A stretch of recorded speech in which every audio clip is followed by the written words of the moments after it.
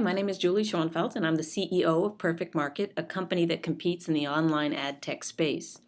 And as most people competing in the ad tech space, we're all keenly aware of Terry Kawaja's LUMAscape, which is an attempt to map the infrastructure of companies that sit between advertisers and publishers.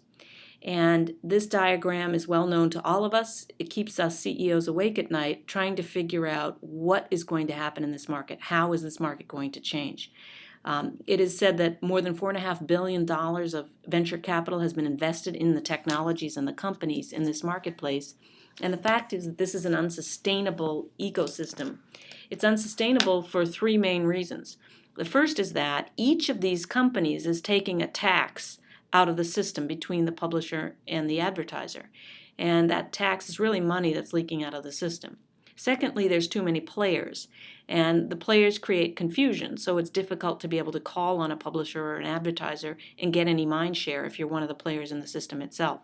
And finally, because there's so many individual players, each concentrating on making their technology great, they're not always looking across the chasm to understand how they should be integrating with the next adjacent player. So for these reasons, we believe the LUMAscape is going to change dramatically in the next couple of years.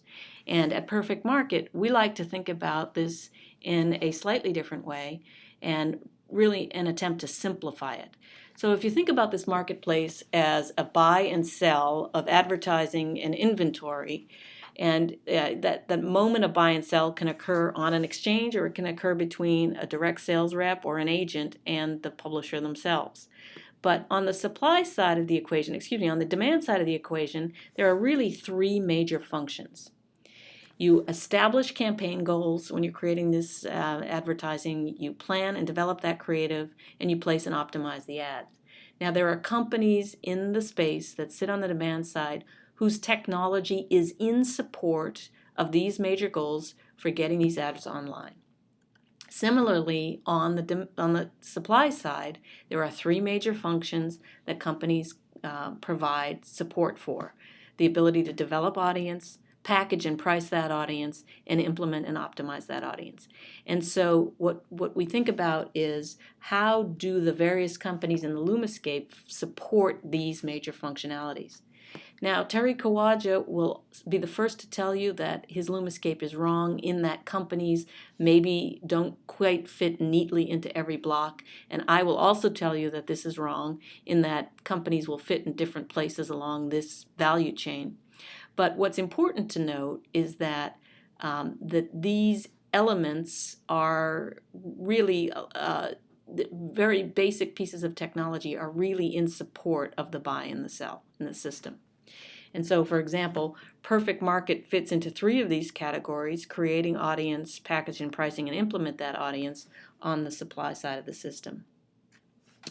What's interesting is that the dollars that are flowing from the advertiser to the consumer are getting siphoned off by these various companies. And since many publishers, particularly traditional ones, are fighting to stay alive in a marketplace that's changing rapidly, it's unsustainable that money is leaking out of the system. So what is the solution? The solution is to integrate across these categories and to find ways of supporting these functions with fewer players in the system. Now, there's obviously one major player that's already doing that, and it's Google. And if you're sometimes wondering, what is it about Google's strategic acquisitions or their internal technology that's giving them this edge? If you think about it in how they're supporting the functions of the advertiser to the consumer, you can begin to see where their strategy is headed. And so they have a credible participant in every single one of these functions. And so if you ask yourself, what is it that Google might do next? Well, perhaps they're going to focus on the demand side of this marketplace. It can help you perhaps rationalize some of the strategic moves that Google has made. So Google is the established, strong player in this marketplace. But that is no more efficient than having hundreds of small companies, because the market power accrues to one player, Google. So the money is still not getting from the advertiser to the publisher. And the solution to that is to create more credible entrants that can cover the entire landscape. So who will mount the credible competition? So we think about the competitors of the future in 4 buckets.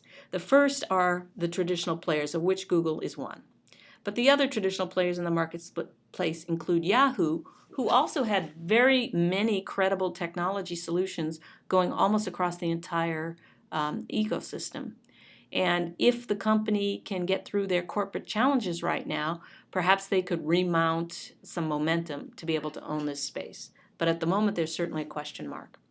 Microsoft also has incredibly strong solutions all along the way, but they don't have the market momentum yet. And so the question is, will they be able to get that?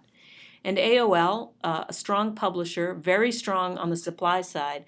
The question is, if you're thinking about strategic moves for AOL, will they move to the demand side? And it certainly looks like it would be their next step. So the first group, the established players, are out there. Everybody sort of understands that they're going to be a factor in this marketplace. But probably the most exciting thing that's going to blow the Kawaja diagram apart are the second generation or the future established players, which include Facebook and Twitter. And because these companies have so much market power with their aggregated audiences, they will collapse the LUMAscape faster than any other players in the industry. And so there's certainly 2 companies and their related companies to watch in this space. And the third type of player in the industry are the contenders. These are companies that have got strong inroads either from the supply side or the demand side, and they're moving either left or right. And I think these are some of the players. There are many more, but these are some that we think are going to be credible contenders. So you have the established players, the new generation of established players, which are going to really rock this landscape, and then there are the contenders. And finally, there are the best-of-breed solutions. These are the companies that have done something so creative that they'll either be on the radar screen of the contenders or established players, or they'll be strong enough to be able to mount their own competition in the marketplace. I'd like to think that Perfect Market is one of those best-of-breed players. We help publishers develop audience, package, price, and implement and optimize ads. We help them with lift their current performance by orders of magnitude. Currently, our system is working with some of the major publishers out there, and we're doing 50 million monthly uniques through our system. And we've raised nearly $30 million from Comcast, Tribune. We're an Idea Lab startup with Trinity Ventures and Rustic Canyon Partners. We're a 50-person team located in Pasadena. So I thank you for listening. I would love to continue this dialogue. These are my contact points, and if you agree, if you disagree, send me an email, tweet me, and let's get the conversation going. Thank you.